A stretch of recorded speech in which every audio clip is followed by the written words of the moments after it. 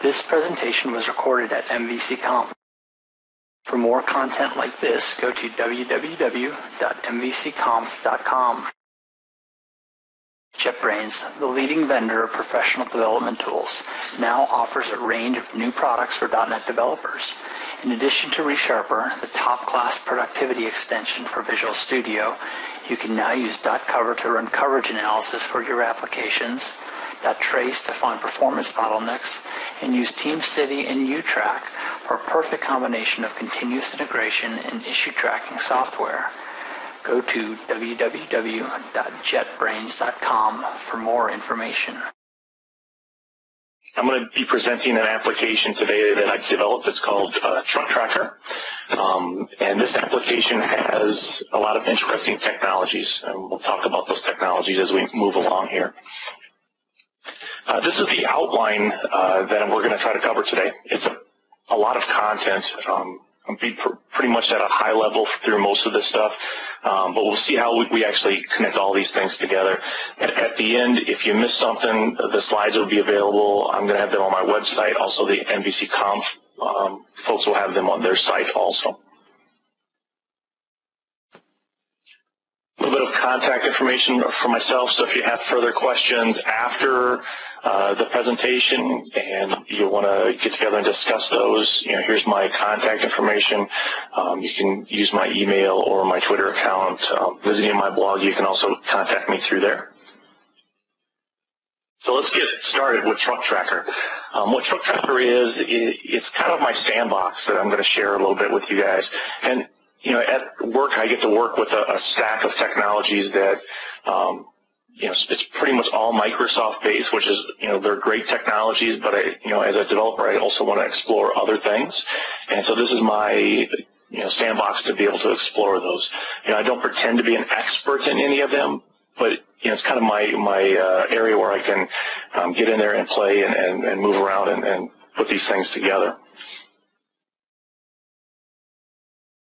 So the application is for a fictitious delivery truck company, and if you imagine that the company has equipped all of their trucks with 3G radios that are GPS enabled, and these trucks then are essentially posting their GPS coordinates every 5 minutes. So we'll be able to see that when we do the demo in a second, but that's kind of the backstory of what we are going to look at. So let's actually look at the demo. So here's the demo. It's running locally on my machine here in the developer environment. So I have two areas. So there's a header and a footer. Those are mostly gold plating, but the real MVC stuff is happening here in the center. There's a list on the left where I have a list of trucks, and there's a map on the right. So we're using Google Maps version 3 to actually display this. And I have the ability to add trucks.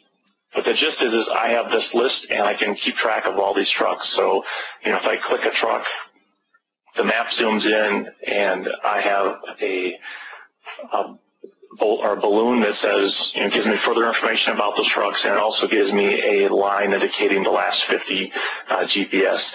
Should know that all those GPS points are simulated, so they go from point A to point B as the crow flies, so you can see kind of my nice straight line. So this is kind of the application. There's a lot of technologies that are under the hood, so let's get back to the presentation, and we'll look at that. So domain model, it's a pretty simple domain model. There's only 3 entities here. A truck, driver, and location. A truck has a single driver, so there's a one-to-one relationship with those entities, and a truck can have many locations, so that's a one-to-many relationship. So, like I said, very simple domain model. If you translate that to C#, you end up with these entities, and these entities are pretty clean. I don't necessarily have an issue passing these around. These don't betray any persistence mechanism. The only thing that might be odd here is all of these virtuals that you see.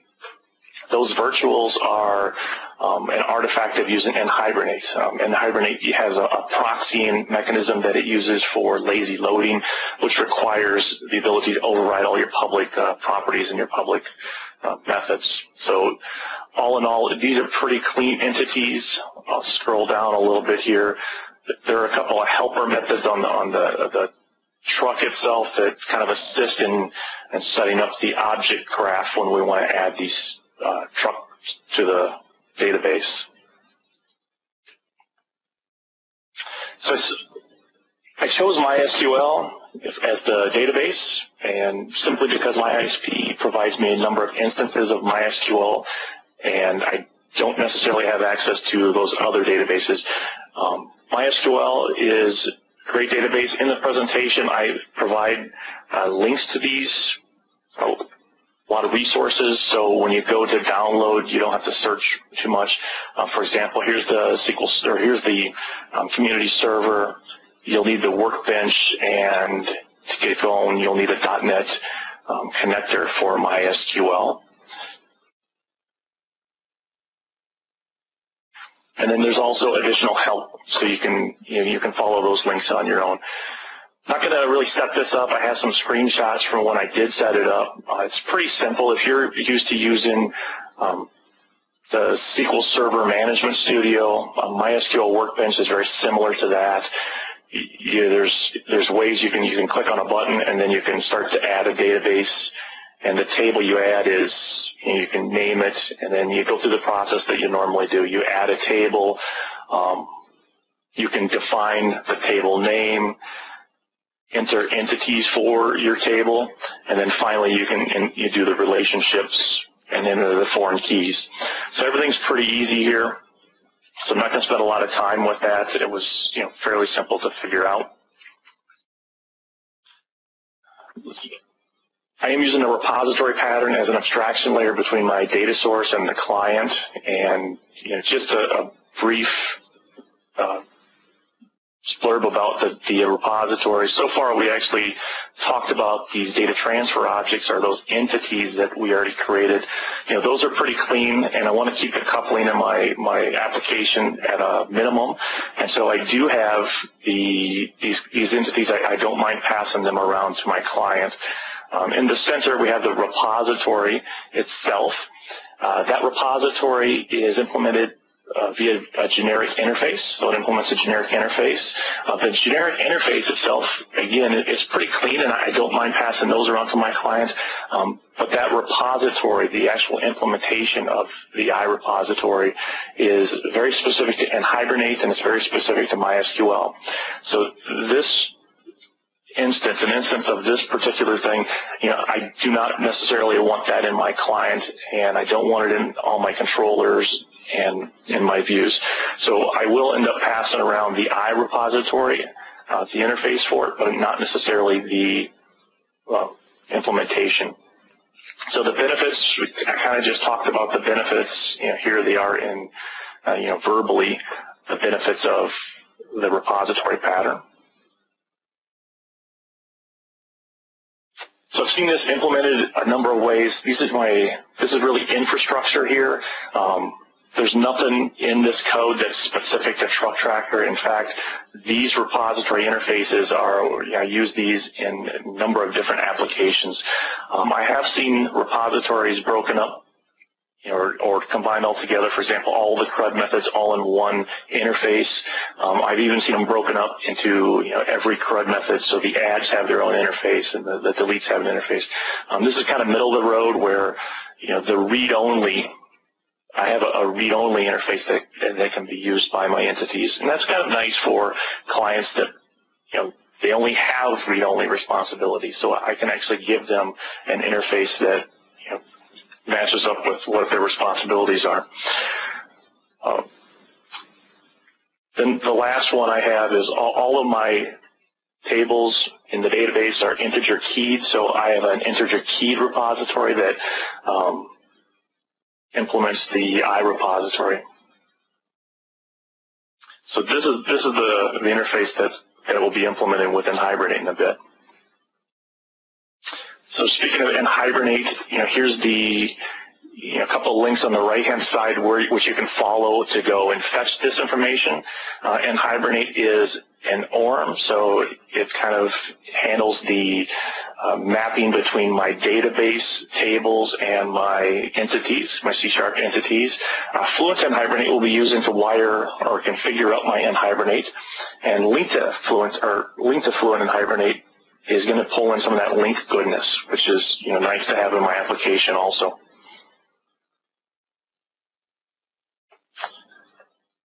So these are the mappings that Hibernate requires for mapping my database tables to my C# entities.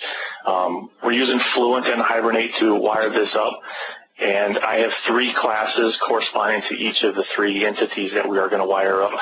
And what you can see is each class derives from a Fluent and Hibernate abstract class called ClassMap, which is the C# generic that takes in the type of entity that you're going to map. And so let's go through one of these examples. So we're going to look at the truck example down here at the bottom. What you can see, first of all, is there is a truck.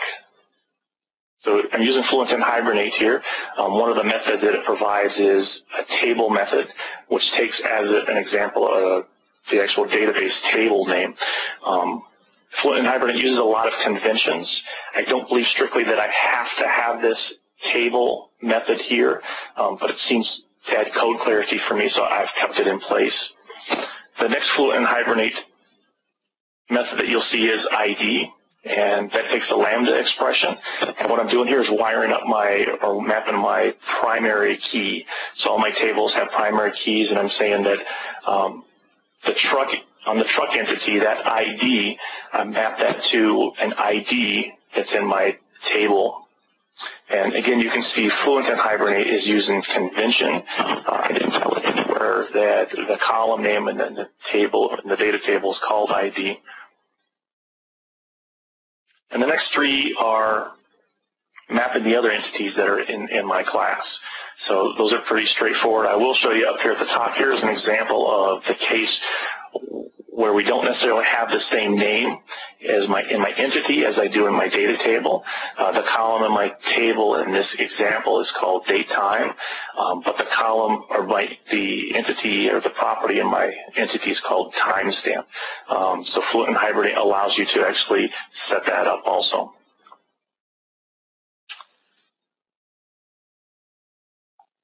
The nice thing about Fluent and Hibernate is very easy to understand. The last 2 mappings in my truck map say my truck has 1 driver and my truck has many locations. So this is how Fluent and Hibernate maps these relationships between your entities. There's a couple of other configurations, lazy loading and cascade all and inverse.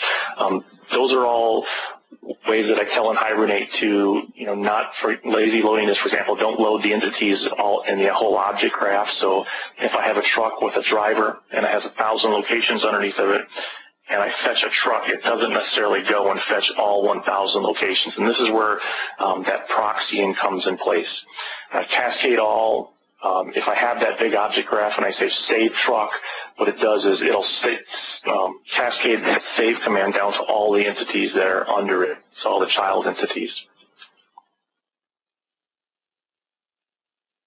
So now we're actually getting to the Hibernate implementation of my repository. And we'll just focus in here at the declaration of this. You can see that we're implementing the integer keyed repository, which was that C# generic that we talked about earlier. It also inherits from Hibernate context. This is very similar to the context that you'd see in, for example, link to SQL. This provides the link goodness that we'll use in a little bit. And finally, the thing that we're actually creating is called repository. And again, this is the C# generic. I've also seen another layer added to this where maybe I would have a truck repository that implements this generic repository of type truck. And that gives me a wrapper where I can have additional business logic. At this stage, this application doesn't require that additional business logic, and so I don't have that's in this application at this stage. My repository, it takes in this constructor an iSession entity. That iSession entity is from nHibernate. So it's an nHibernate entity, and it's essentially a facade around the database. So if I have an iSession entity, then I can access the database and save and update and delete objects from the database. So I'm injecting that into the constructor. So for now, assume that we have one. We'll actually talk about how we get one of those in a second. And then the rest of the code is implementing my CRUD methods on all of those interfaces. So here is my iRepository members. So I implement all of those using the methods that are on my session. Down here is the implementation of the integer keyed repository. This is my primary key, again using the nHibernate session. And down below, you'll see the read-only methods for the iRead-only repository. And here's where we start to use the link goodness that we bring in with Fluent and Hibernate. So you can see that we'll talk about link in a little bit, but here we're actually using that.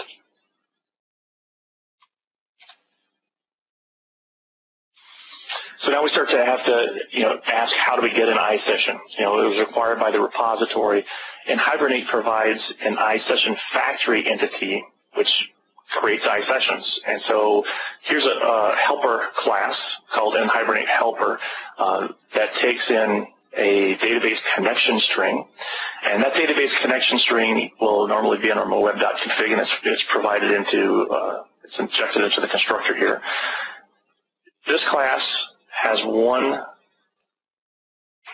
public property called session factory, and that returns an instance of the nHibernate iSession factory. So I can actually, from there, use it to create an iSession. So how do we actually create that iSession factory? We're going to use Fluent and Hibernate again. And again, the beauty of Fluent and Hibernate is you can see very clearly in code what this is doing.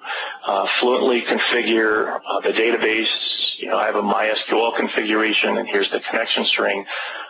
Use the following mappings. So my mappings I'm getting from this assembly that this thing is compiled in, and build a session factory.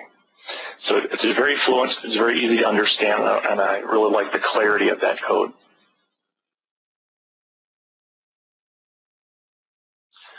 So another, one more infrastructure object that we need here is, all of our database operations are going to be transactional. And so this is a little bit of infrastructure that manages the transactions that we need in the database. The top piece is another interface.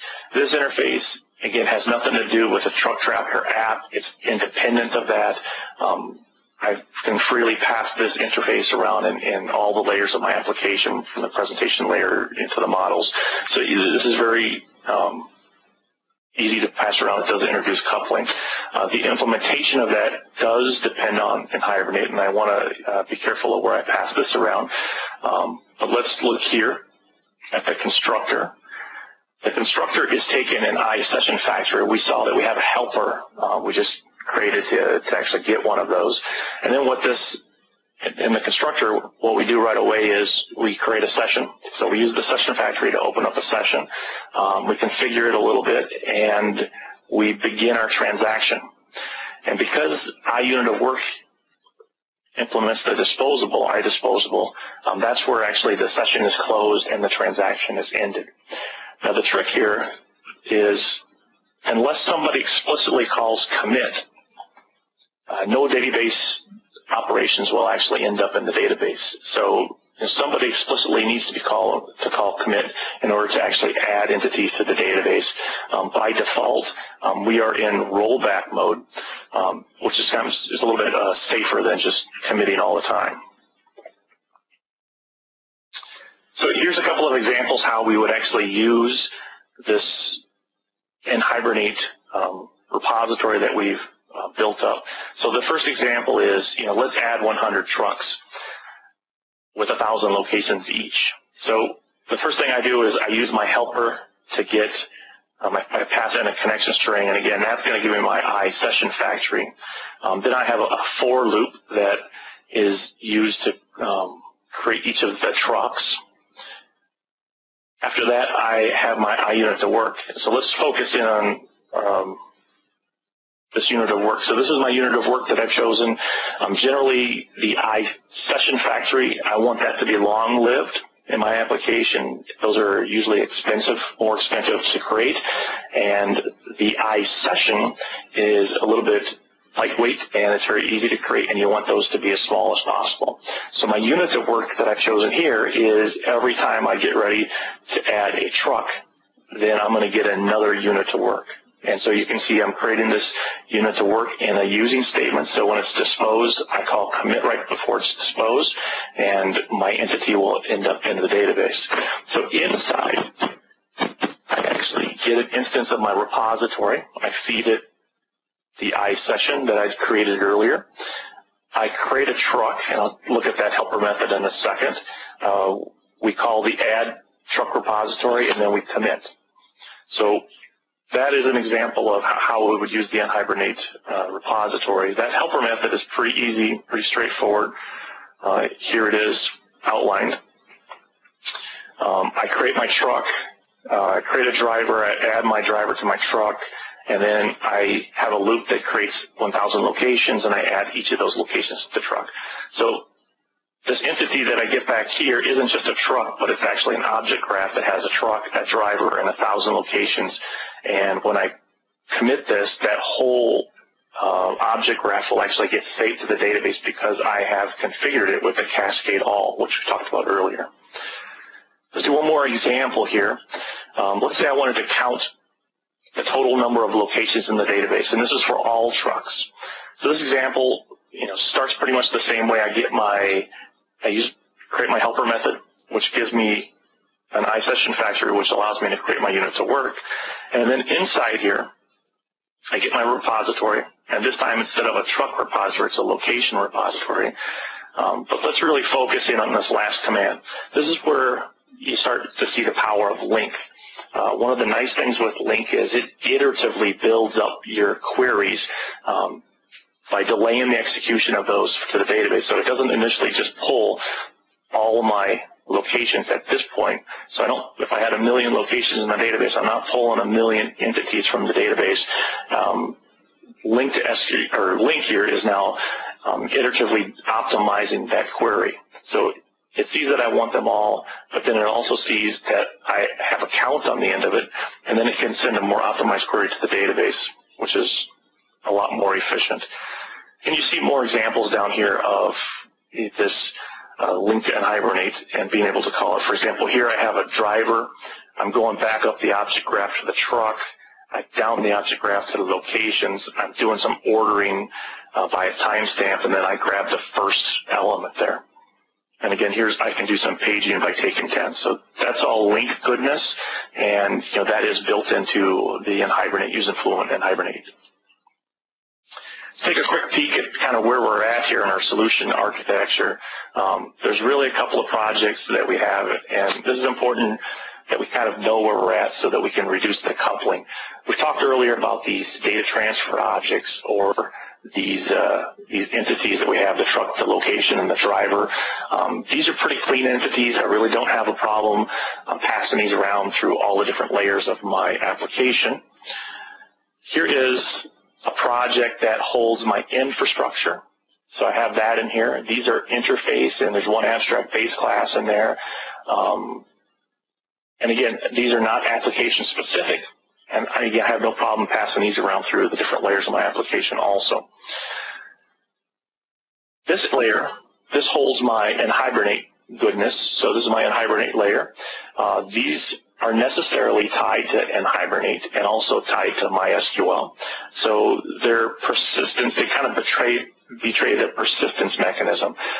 These entities I do not want to pass around. If I pass them all around, I'm going to have a maintenance nightmare if I ever do want to switch to a different ORM or a different database. So I really want to kind of localize this, and we'll talk about how we're going to wire this up in a little bit. And finally, I have my MVC application, the Truck Tracker web app. So let's take a peek at how we start to wire this up. And there's kind of two scenarios that we'll deal with. One is if you don't have an inversion of control container. So if you're not using a container, this is the first scenario here. We're going to wire this up manually. So as you can see at the top, I have my MVC application. By default, they inherit from system.web.http application.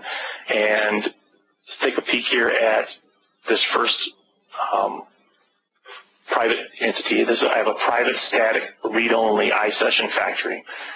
And what this is it's private, so it's not going to be accessed outside of my application class.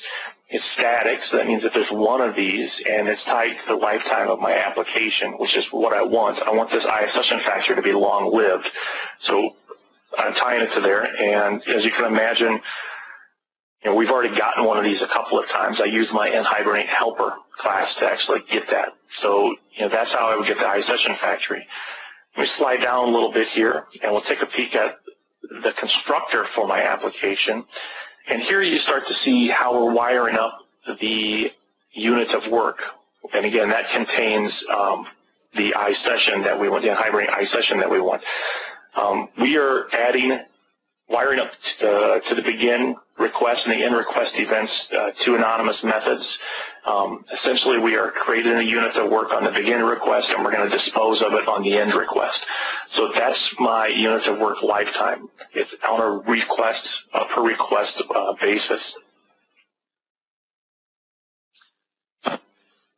And the last thing we'll look at here is a couple of public statics that we're using to actually be able to fetch these things from either my controller or my model, wherever I decide I want to use it.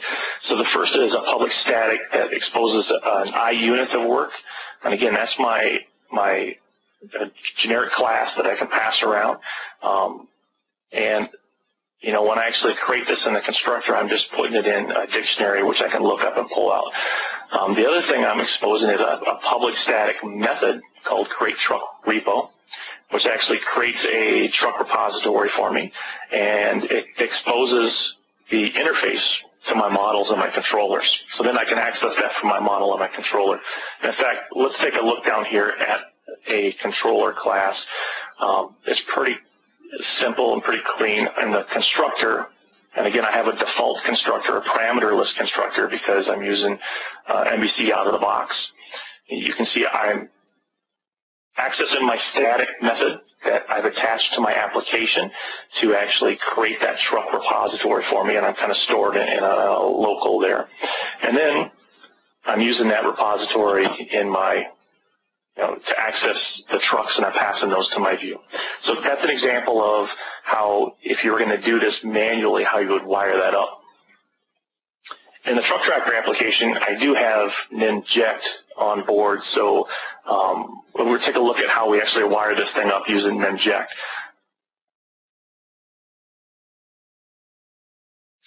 So I'm not going to talk about a lot about how ninject works with MVC. There's other examples of that.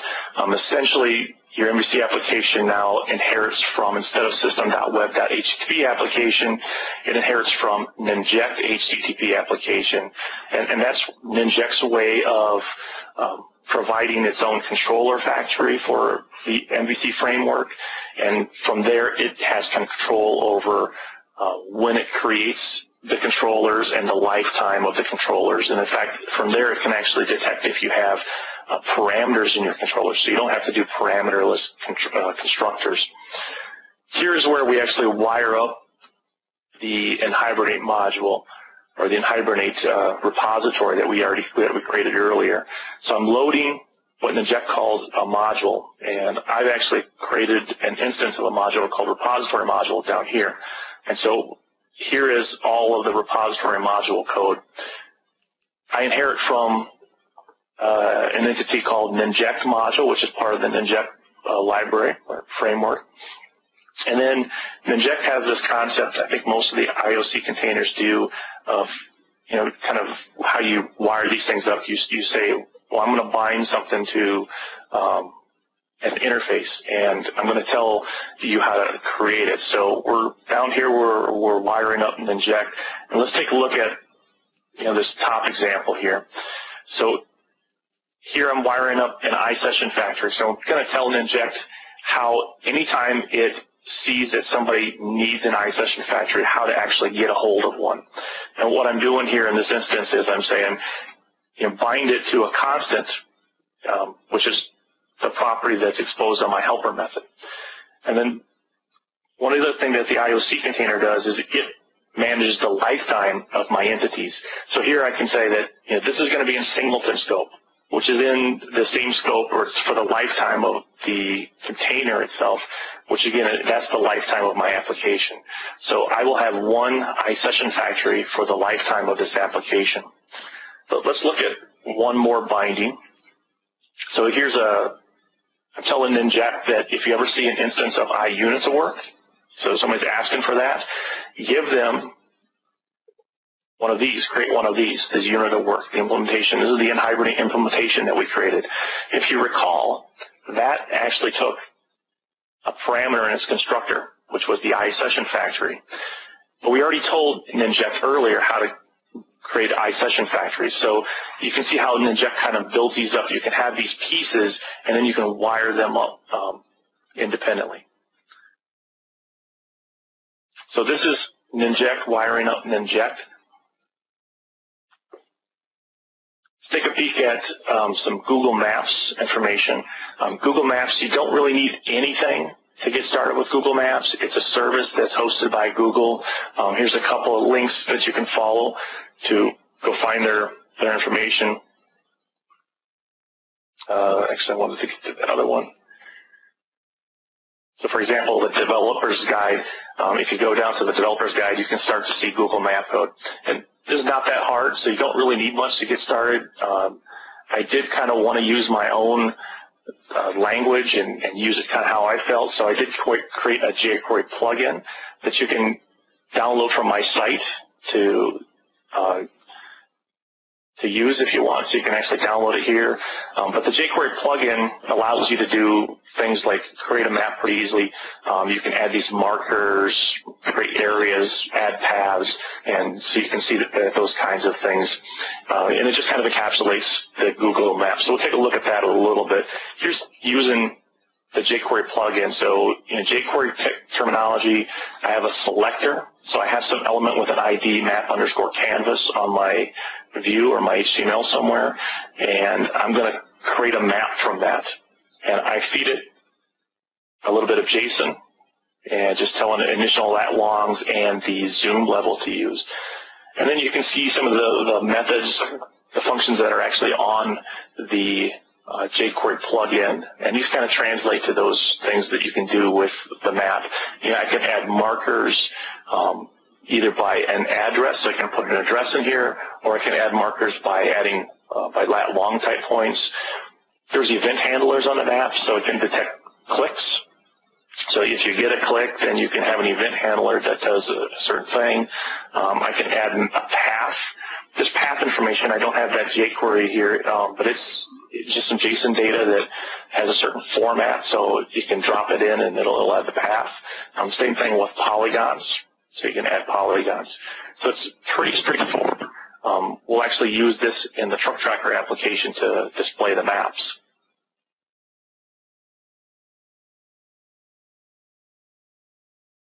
So now we're starting to look at some MVC code. We've done most of the work, and up to this point we've built out the database. We have our repository. So here is my home controller, and you can see an example of where I'm using Ninject. I don't have a parameterless constructor here.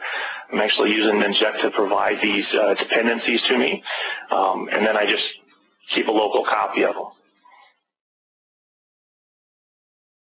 My default view, or my index view here, you can see I'm using the repository directly to get a list of trucks, and then I don't just feed that in, but I order them by their names. So that's where my list is coming from, and we'll look at that view in a second and how the view is actually built up. But that's the model that I'm giving. I'm giving directly those models, those entities. And then I have a couple of methods that return JSON information. So these are requests. These are AJAX requests. and I use jQuery, and we'll look at that to actually request this information. So, these follow kind of the same pattern where so I use a mapper class that I built by hand. So I feed it a truck repository, but given a truck ID, I use that mapper class to map it to a certain view model, and that view model gets then serialized back out to the browser in JSON format. So that's the pattern that both of those functions follow. The top one there that you see, position, is actually returning the information that I need to actually create a marker for a truck, so it has the current location and other information. And this second one is used to create the path. So given a certain truck, this number is going to be 50, so give me the last 50 locations. And these are lat-long locations, and then I serialize these back out in JSON. And so that format is exactly the format that the jQuery plugin that we just looked at used or needed. And so I don't have any impedance mismatch between those two objects.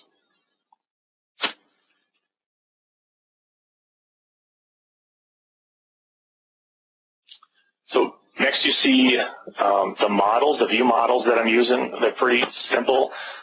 The top one is all the information that I use to create the marker on the map for the particular truck, and the bottom one is the information that I use for a path, one of the points on a path, and what we actually return is a list of these entities.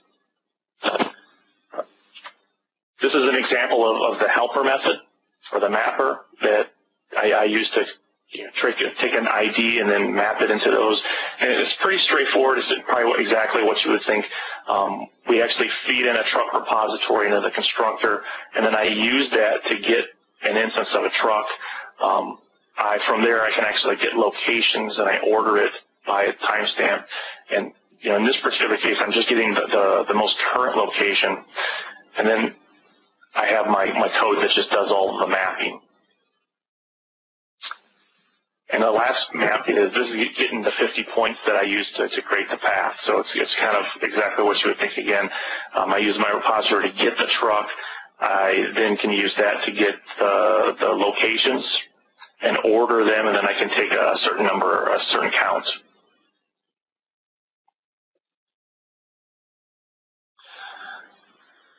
So we're kind of at the view level now. And I did remove a lot of content. There was some gold plating, a header, and a footer on that application. I removed that content for brevity there, and on the bottom also. But what you see is the left, we had a list of trucks on the left-hand side. Those list of trucks, they were, this is the code that's generating that list. A little bit of obtrusive JavaScript in here that I can do better on, but I'm wiring up a JavaScript event. So I have an anchor, so every truck is an anchor, and so I'm wiring that up to kind of the click event there. The other bit is the map, and it's not in the map because that's all going to be handled by the jQuery call, which is, we'll look at that here at the bottom. So we start to look at the JavaScript. Again, it's a jQuery. So I have a map entity, which is a global variable. Here's my jQuery ready. So when the document's ready, this little bit of code executes, which essentially creates my map as we saw before, and feed in the initial lat long and the zoom level. I do set the road, or the type of map, to a road, so you can see all of the roads. And if you remember, I wired up a function up here to those click events. And this is that function. So that function is going to AJAX query the content and then display it. The first thing it does is it removes any previous overlays. So if you had clicked on truck entities before, it removes those. The next thing it does is it gets information about the current, or the truck, and then it puts a marker on the map, and then it AJAX requests the last 50 points, and then it puts that path on the map. And then this little bit of jQuery takes care of adding or removing the selected class, so I can have a little bit of CSS and highlight the truck that has been selected. And here's the JavaScript for those. Here's we're using jQuery to request JSON from the history action method, and this is where I get the last 50. And again, I talked about how there's no impedance mismatch here, so once I get my data, I can feed it right into the jQuery map plugin. And here's where I'm requesting the information for the marker. So a couple of requests, I actually get the marker. I actually then do a geocoding of that lat long. So I have a lat long, but I really want an address. So then I ask Google to transform that into an address. Once I have that, then I can add a marker to the map. And I have a helper method that actually helps me generate some HTML down here.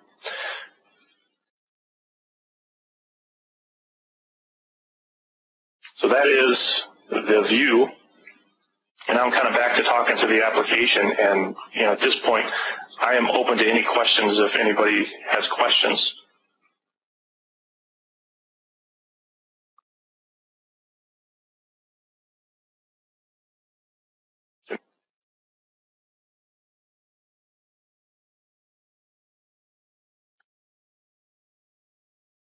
This presentation was recorded at mvcConf. For more content like this, go to www.mvcconf.com.